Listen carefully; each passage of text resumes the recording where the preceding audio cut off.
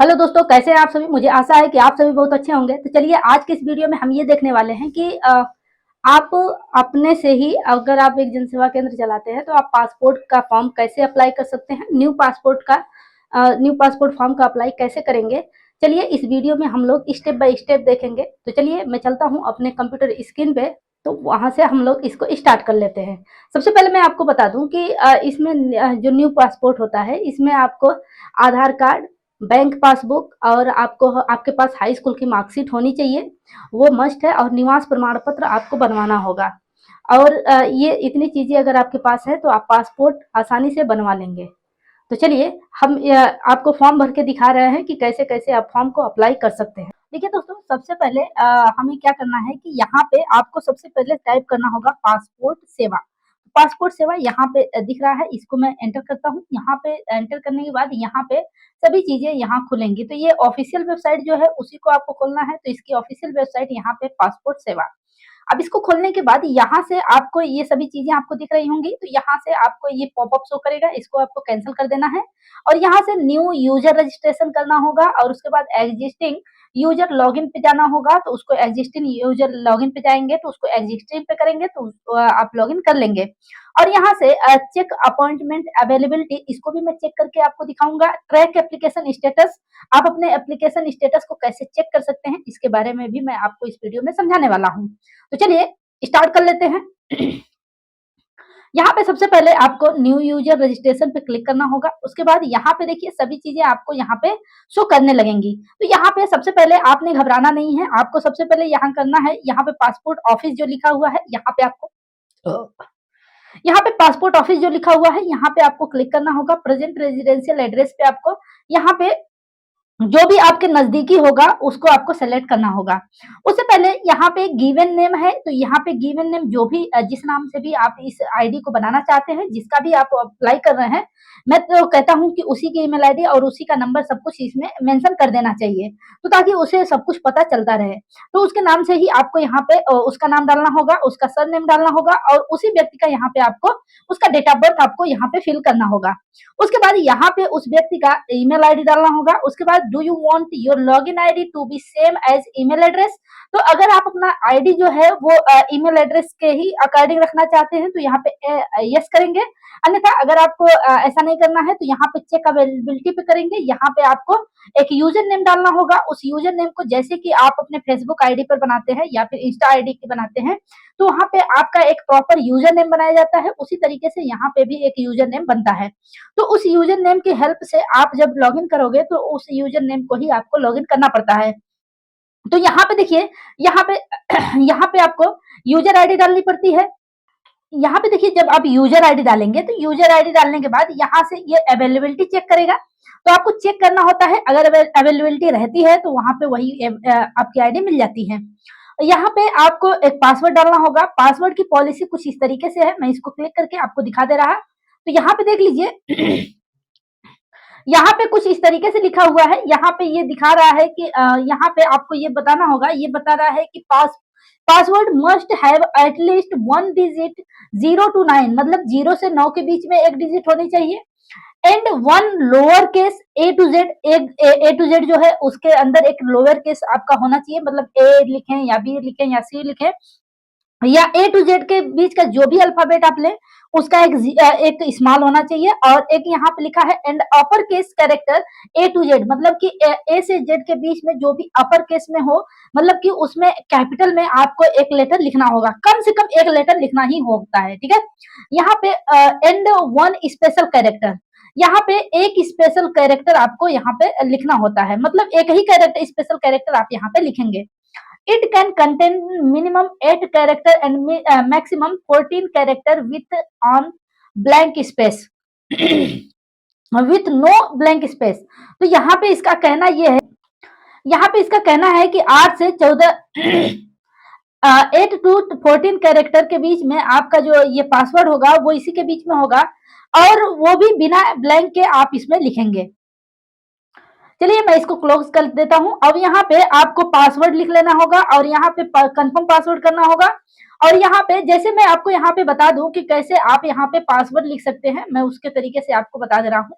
जैसे मान लीजिए कि आपका नाम है, ठीक है, आपका यहाँ पे नाम है कोई, अब उस नाम को ही आप ले लीजिए। जैसे मैं आपको यहाँ पे कुछ लिख के दिखा दे रहा, यहाँ पे देखिए जैसे कि आपको, जैसे मान लीजिए आपका नाम सोनू अहमद है, तो यहाँ पे कैपिटल एस लिख एक आपको कैपिटल एस लिख लीजिए, आप एक स्मॉल ए लिख लीजिए, ठीक है।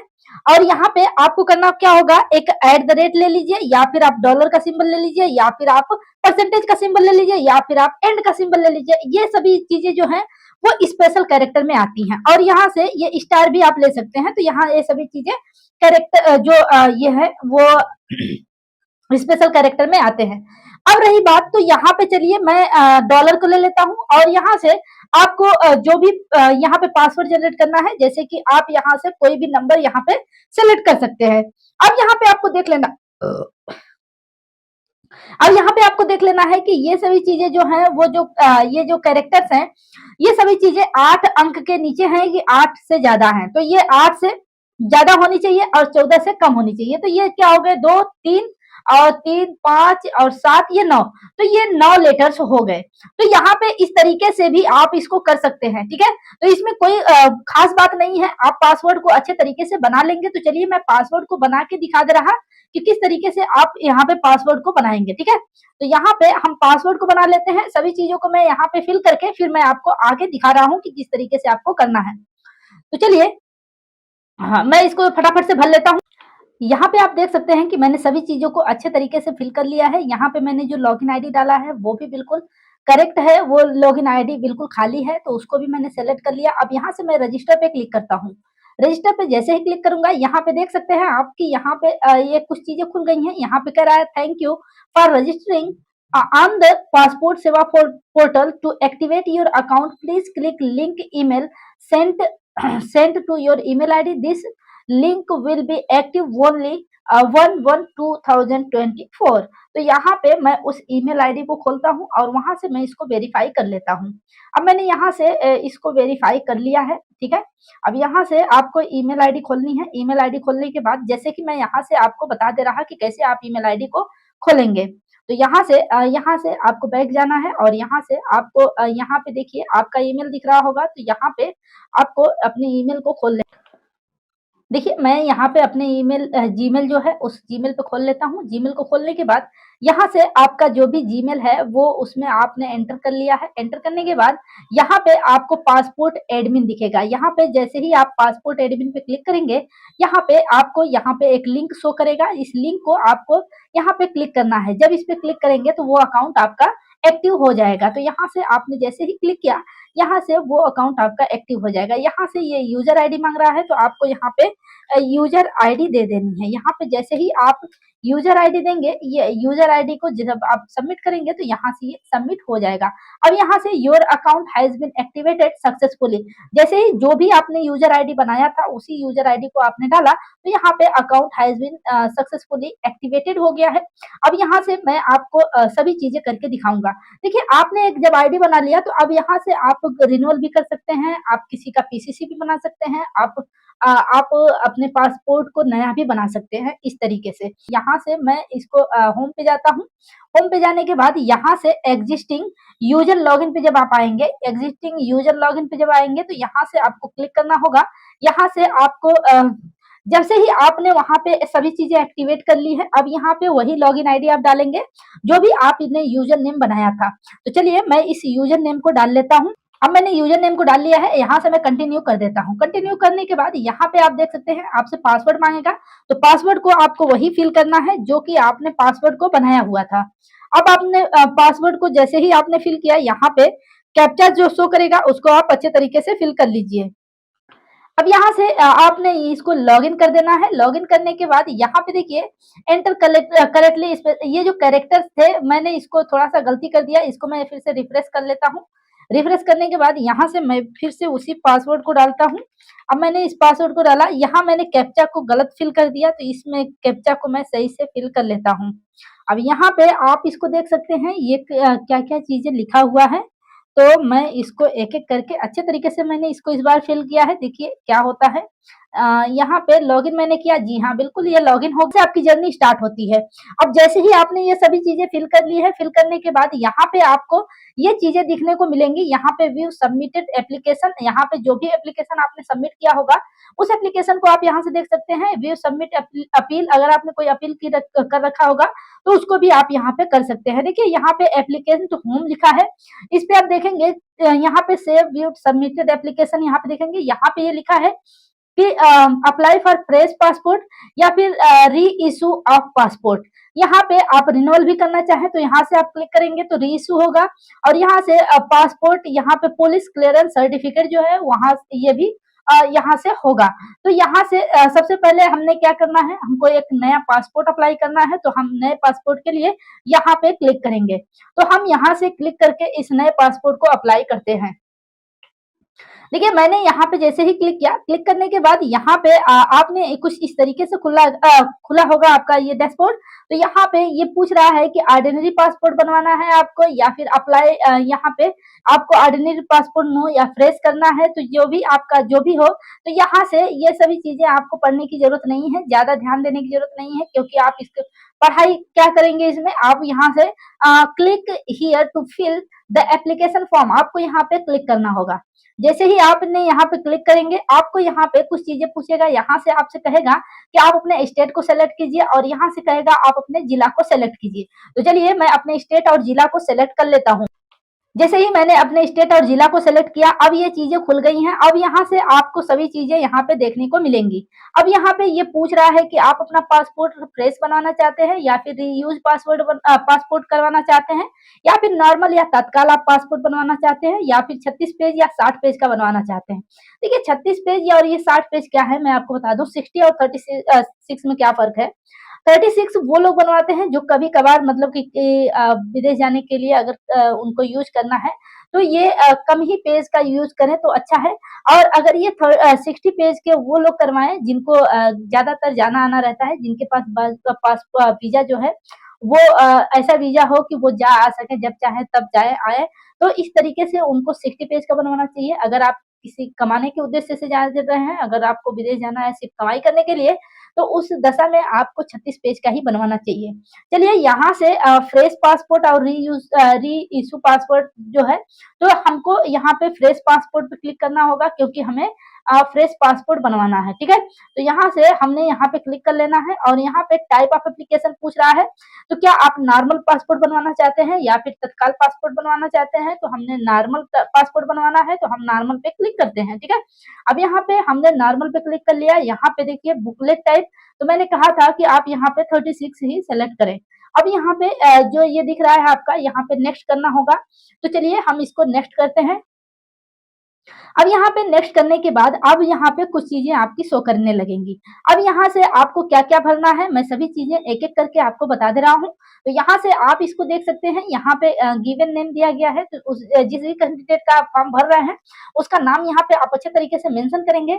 अब यहाँ पे उसका नाम डालने के बाद आपको एक चीज ध्यान देनी होगी कि यहाँ पे उसका जो भी नाम डालेंगे उसका सरनेम यहाँ पे डालना होगा।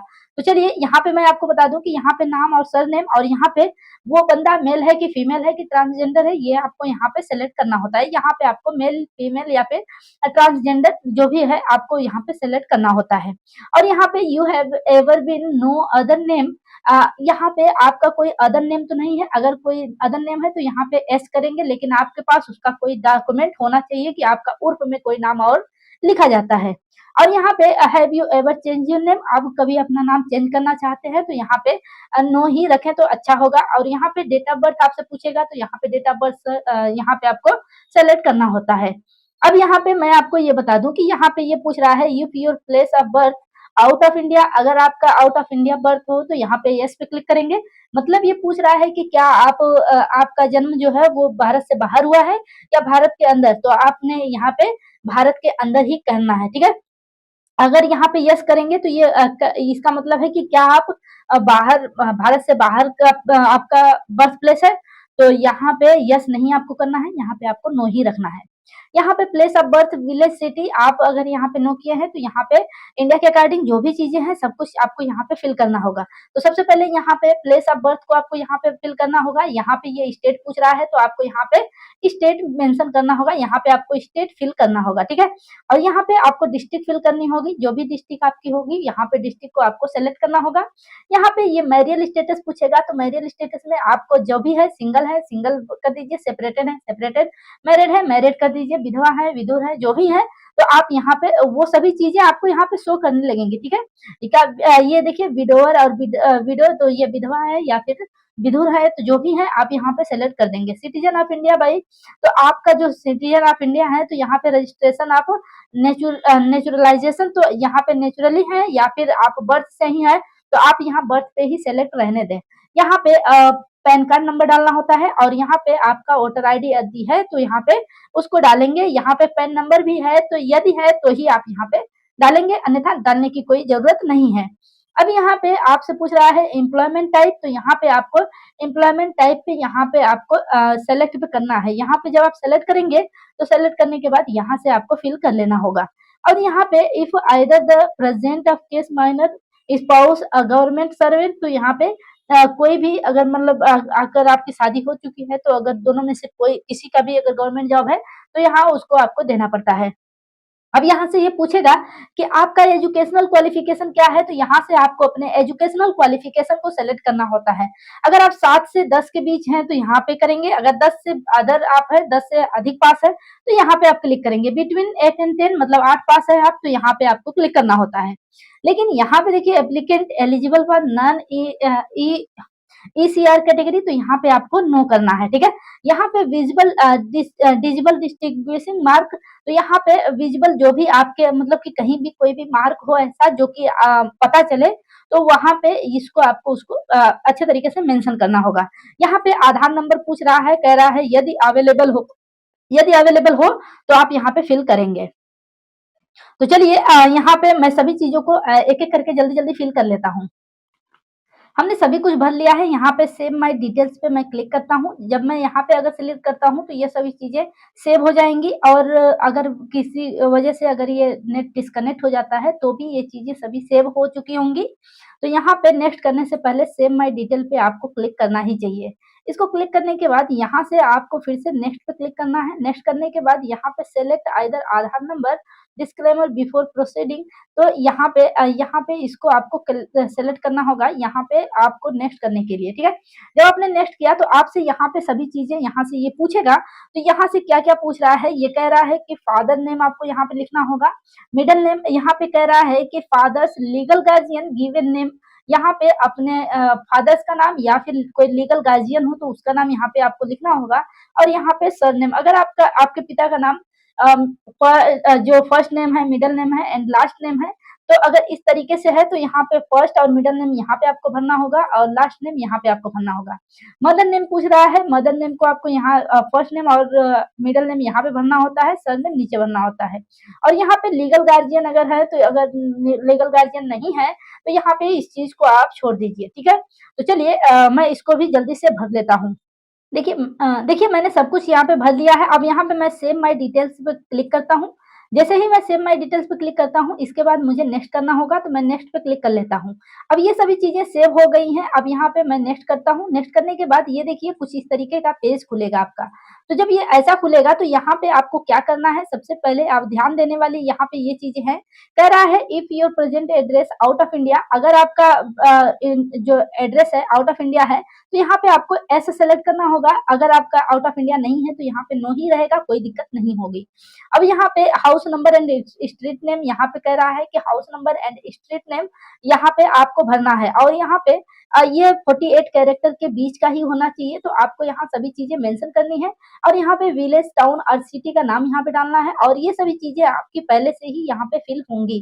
और यहाँ पे पुलिस स्टेशन आपको यहाँ से सेलेक्ट करना होता है और यहाँ पे पिन कोड जो है वहाँ यहाँ पे आपको भरना होगा और यहाँ पे उस व्यक्ति का मोबाइल नंबर डालना होता है और यहाँ पे टेलीफोन नंबर अगर है तो नहीं है तो भी यहाँ पे नहीं डालेंगे और यहाँ पे वही ईमेल आईडी जो आपने पहले भरा था वही ईमेल आईडी यहाँ पे आपको भर देनी है। और यहाँ पे ये सभी एड्रेस, अगर परमानेंट एड्रेस भी यही सब है तो यहाँ पे आपको यस करना है। अगर मान लीजिए कोई रेजिडेंशियल एड्रेस और प्रेजेंट एड्रेस अलग अलग है, परमानेंट एड्रेस अलग है और रेजिडेंशियल एड्रेस अलग है, तो वहां से आप वहां से अलग अलग चीजें दोनों को अलग अलग भर सकते हैं। तो यहाँ पे यस करेंगे। मेरे पास जिनका भी फॉर्म है तो उनके वाले में यहाँ पे यस करना है। तो चलिए मैं इसको जल्दी से भर लेता हूँ। तो चलिए मैंने सभी चीजें यहाँ पे अच्छे तरीके से फिल कर लिया है। अब यहाँ पे मैंने यहाँ पे सेव माय डिटेल्स पे क्लिक करना है और उसके बाद यहाँ पे नेक्स्ट पे क्लिक करना होगा।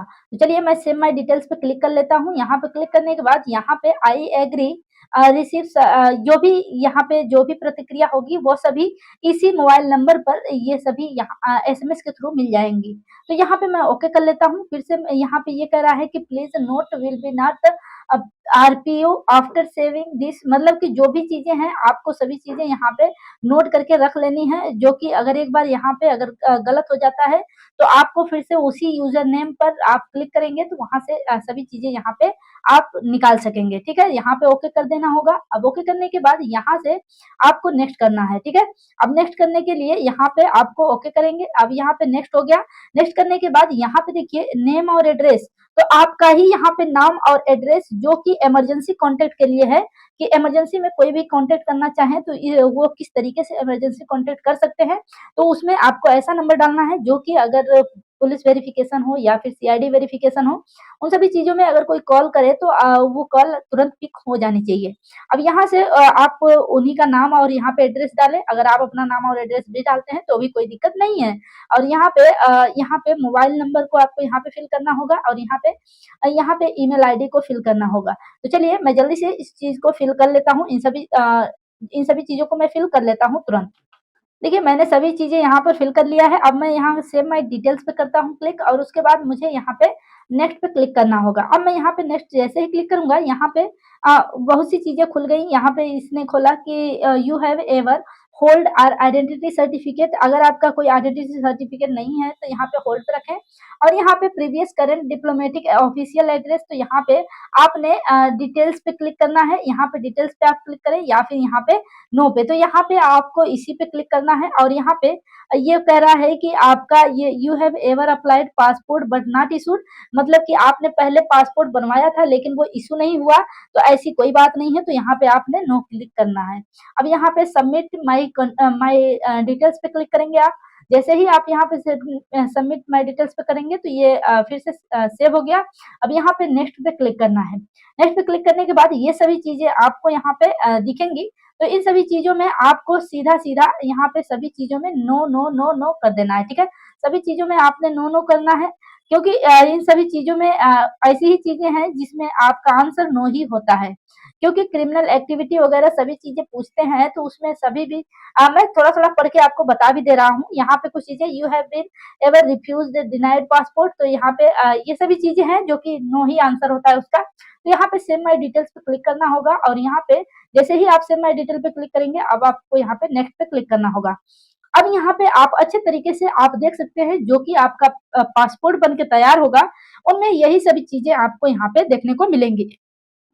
अब यहाँ पे आप देख सकते हैं, यहाँ पे ये फोटो वाला दिख रहा है कि यहाँ पे आपका फोटो होगा।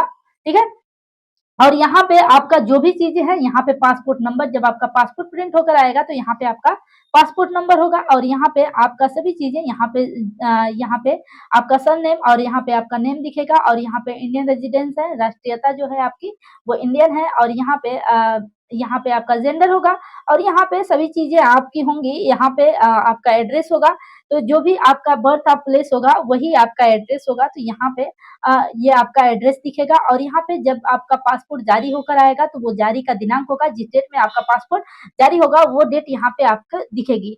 और यहाँ पे जारी करने की तिथि जो है वो यहाँ पे आपको दिखेगी और यहाँ पे समाप्ति की तिथि आपको दिखेगी। सॉरी मैंने यहाँ पे बताया नहीं, यहाँ पे स्थान लिखा होता है, मतलब जहाँ से आपका पासपोर्ट इशू होगा उस स्थान का नाम लिखा होता है। और यहाँ पे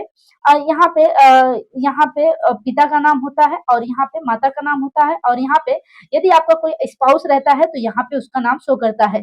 और यहाँ पे आपके पासपोर्ट का जो पता होता है वो यहाँ पे लिखा होगा खूब अच्छे तरीके से, यहाँ पे पिन कोड वगैरह सब कुछ यहाँ पे मेंशन होगा। अगर आपका कोई पुराना पासपोर्ट रहा होगा तो आपके पुराने पासपोर्ट का नंबर यहाँ होगा, और यहाँ पे जो भी आपका ये फाइल नंबर जनरेट हुआ है वही आपके पासपोर्ट पर यहाँ पर शो करेगा। तो यहाँ पे सभी चीजें आपने देख लिया कि कैसे कैसे सभी चीजों को फिल करना है। अब यहाँ पे हमने इसको नेक्स्ट करना है। अब जैसे ही हमने इसको नेक्स्ट कर लिया, अब यहाँ पे देखिए कुछ चीजें यहाँ पे थोड़ा सा ये सर्च करेगा, फिर उसके बाद ये खुलेगा। अब देखिए यहाँ पे ये चीजें खुल गई हैं कि प्रूफ ऑफ बर्थ में आप क्या देना चाहते हैं, तो आप यहाँ पे आपके पास जो भी बर्थ का प्रूफ है उसको दे सकते हैं। क्या आपके पास बर्थ का प्रूफ ये है? मैं तो कहता हूँ आप सीधा सा यहाँ पे आधार को सेलेक्ट करिए। यहाँ पे आपका जो आधार का सेलेक्ट होगा, डिक्लेयर यहाँ पे चाइल्ड, तो जो भी आपका यहाँ पे जो भी हो उसको आप यहाँ पे सेलेक्ट कर सकते हैं। यहाँ पे पैन कार्ड को भी दे सकते हैं, यहाँ पे आप अपना आधार कार्ड भी पेश कर सकते हैं। तो चलिए मैं आपको दिखा दे रहा है कि आपको सेलेक्ट क्या करना है। अब यहाँ पे आपको यहाँ पे डिक्लेयर, ये जो ऑफिशियल डेट ऑफ बर्थ का जो एप्लीकेंट है यहाँ पे वो होगा। यहाँ पे जो भी आपके पास बर्थ सर्टिफिकेट हो उसको भी डाल सकते हैं, या फिर आप चाहें तो यहाँ पे आप पैन कार्ड को सेलेक्ट कर दीजिए। अब यहाँ पे पैन कार्ड को सेलेक्ट करने के बाद यहाँ पे आपसे पूछ रहा है कि रेजिडेंशियल एड्रेस जो है वो आपका कौन सा है, तो वो उसका जो एड्रेस है वो आप अपने आधार के अकॉर्डिंग डाल दीजिए। अब दोनों को आपने जब इसमें फिल कर लिया, इसके बाद यहाँ पे आपको आना है, यहाँ पे इज ऑप्शनल, तो यहाँ पे आपको यहाँ पे इसको क्लिक कर लेना है। चलिए मैं इसको थोड़ा सा यहाँ पे इलेक्ट्रल फोटो आइडेंटिटी पे कर देता हूँ, क्योंकि अगर आप आधार डालते हैं तो अभी इसको डिजी लॉकर पे आपको वेरीफाई करना होता है, तो वो सभी चीजें करने की जरूरत नहीं है आपको। यहाँ पे कोई भी डॉक्यूमेंट आप डाल लीजिए, वहां पे आपका सभी चीजें वेरीफाई होता है। तो यहाँ पे आपने यहाँ पे अपने डिस्ट्रिक्ट का नाम भरना है और यहाँ पे एग्री पे क्लिक करना होगा। सेव माई डिटेल्स पे जब आप क्लिक करेंगे तो यहाँ पे आपको क्लिक करना होगा। क्लिक करने के बाद ये सभी चीजें आपकी जो है वो सेव हो गई हैं। अब यहाँ पे प्रीवियस एप्लीकेशन में आप कोई चीजें देखना चाहते हैं तो देख सकते हैं, और यहाँ पे अगर आप चाहें तो सबमिट करना चाहें तो कर सकते हैं। तो सभी चीजें हम लोगों ने मिला लिया है। अब यहाँ पे हम इस सभी चीजों को चेक कर लिया है। चेक करने के बाद यहाँ पे सबमिट फॉर्म पे क्लिक करते हैं। जैसे ही आप सबमिट फॉर्म पे क्लिक करेंगे, यहाँ पे सभी चीजें आपको दिखाई देने लगेंगी। तो यहाँ से देखिए पे एंड शेड्यूल अपॉइंटमेंट, आप यहाँ से पे करके अपॉइंटमेंट चेक कर सकते हैं। यहाँ पे आप क्लिक करेंगे तो यहाँ पे जैसे ही आप क्लिक करेंगे ये देखिए ये चीजें आपकी खुल जाएंगी। तो यहाँ से आपको यहाँ पे क्लिक कर लेना है। देखिए यहाँ पे जब आप क्लिक करेंगे ये एसबीआई के थ्रू आपका पेमेंट लेता है, तो यहाँ पे आपको नेक्स्ट पे क्लिक करना है। जैसे ही आप नेक्स्ट पे क्लिक करेंगे, नेक्स्ट पे क्लिक करने के बाद यहाँ पे कुछ देर तक ये सर्च करता है। सर्च करने के बाद ये देखिए पेमेंट वाला ऑप्शन खुल जाएगा। यहाँ पे आपका जो रेफरेंस नंबर होगा वो यहाँ पे शो करने लगेगा, और ये जिस भी बंदे का है वो उसका आधार यहाँ पे उसका ये डेट ऑफ बर्थ शो करने लगेगा। यहाँ पे आपको नेक्स्ट पे क्लिक करना है। नेक्स्ट पे क्लिक करने के बाद यहाँ पे आपका जो भी जिस भी डेट में आपका अपॉइंटमेंट खाली होगा उस डेट में आपको अपॉइंटमेंट मिल जाएगा। अब यहाँ पे देखिए आप सभी चीजों को यहाँ पे देख सकते हैं। तो आपने कौन सा सेलेक्ट करना है, जो भी यहाँ सेलेक्ट करना है यहाँ पे उसको लिखेंगे। तो यहाँ पे जब आप उसको लिखेंगे तो ये जैसे ही आप यहाँ पे लिखेंगे ना, अपने पीएसके ऑफिस को यहाँ पे सेलेक्ट करेंगे तो ये डेट दिखा देगा कि किस डेट में खाली है। तो चलिए हमने यहाँ पे चेक कर लेना है कि इसमें कौन सी डेट खाली है। चलिए हमने पूरा चेक कर लिया है। अब यहाँ से मैं कैप्चा वगैरह को फिल कर लेता हूँ। फिल करने के बाद यहाँ से देखिए ये कह रहा है कि यहाँ पे रीजनल पासपोर्ट यहाँ पे जो भी है वो आपका यहाँ पे सेलेक्ट करना होता है, और यहाँ से ऊपर कुछ आपको दिखा है कि service not available at the selected region passport. तो जो भी आप पासपोर्ट का जो रीजन सेलेक्ट कर रहे हैं उसमें अभी नहीं है। तो चलिए मैं दूसरे को सेलेक्ट कर लेता हूँ। यहाँ पे मैं इसका सभी कुछ कैप्चा वगैरह फिल कर लेता हूँ। यहाँ पे मैंने सभी कुछ को यहाँ पे फिल कर लिया है।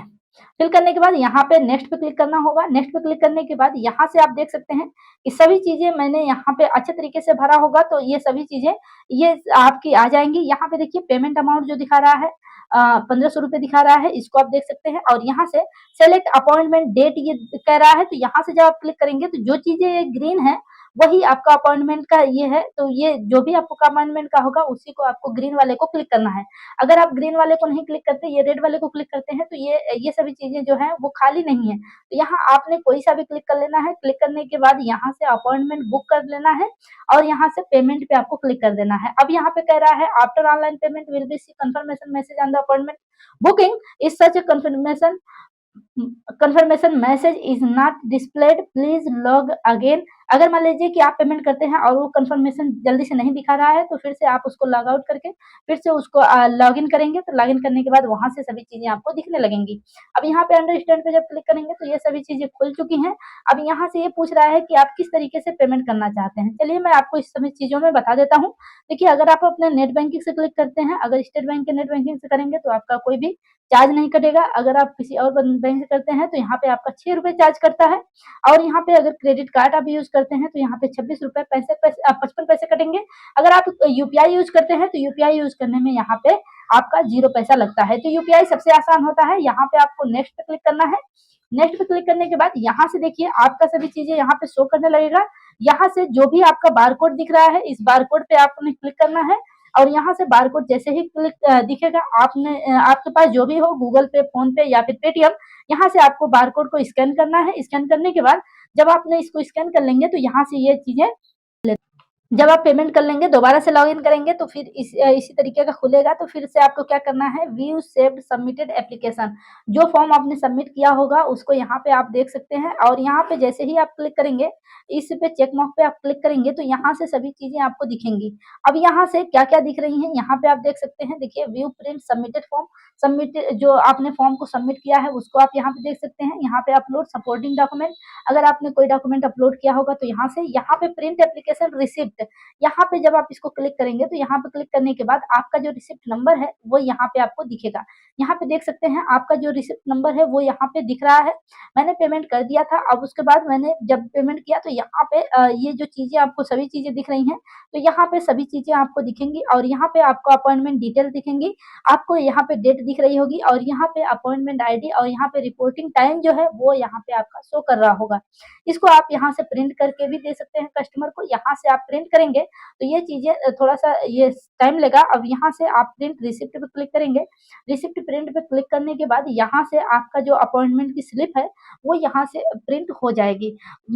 मैंने इसको प्रिंट कर लिया है, इसलिए मैं अभी इसको प्रिंट नहीं कर रहा। तो मुझे अभी इसके प्रिंट करने की जरूरत नहीं है। मुझे जब जरूरत पड़ेगी तो मैं इसको प्रिंट कर लूंगा। तो चलिए मैं इसको कैंसिल करता हूँ। अब इसको कैंसिल करने के बाद मैं फिर से उसी पेज पे आता हूँ जिस पेज पे हम लोग पहले थे। अब यहाँ से मैं आपको एक एक चीजें और भी बता दे रहा हूँ। अब यहाँ पे आप देख सकते हैं ये सभी चीजें आपने देख ली। अब यहाँ पे आपने एप्लीकेंट होम पे क्लिक करना है। अब यहाँ पे सभी चीजें आपको दिख रही होंगी। तो यहाँ से फिर से आप क्लिक करेंगे। आपको अगर कोई चीजें और भी प्रिंट करनी है तो यहाँ से आप उसको प्रिंट कर सकते हैं। यहाँ पे अपॉइंटमेंट आप डेट आपको दिखेगी, यहाँ पे अपॉइंटमेंट डेट आप देख लेंगे, उस डेट में भी आपको पहुंचना होता है। तो वीडियो कैसी लगी कमेंट सेक्शन में जरूर बता दीजिएगा। वीडियो पसंद आए हो तो वीडियो को लाइक और चैनल को सब्सक्राइब जरूर कर लीजिएगा। मैंने पूरा कोर्स को लॉन्च कर दिया है, जिस कोर्स में आप सभी चीजों को देख सकते हैं स्टेप बाय स्टेप। आपको सभी चीजें इसमें मिल जाएंगी, जो कि जनसेवा केंद्र का जो भी काम होता है सबको मैंने इस कोर्स में सिखा रखा है, जिसको आप अच्छे तरीके से कर लेंगे। तो वीडियो कैसी लगी कमेंट सेक्शन में जरूर बताइएगा। वीडियो पसंद आई हो तो वीडियो को लाइक और चैनल को सब्सक्राइब जरूर कर लीजिएगा।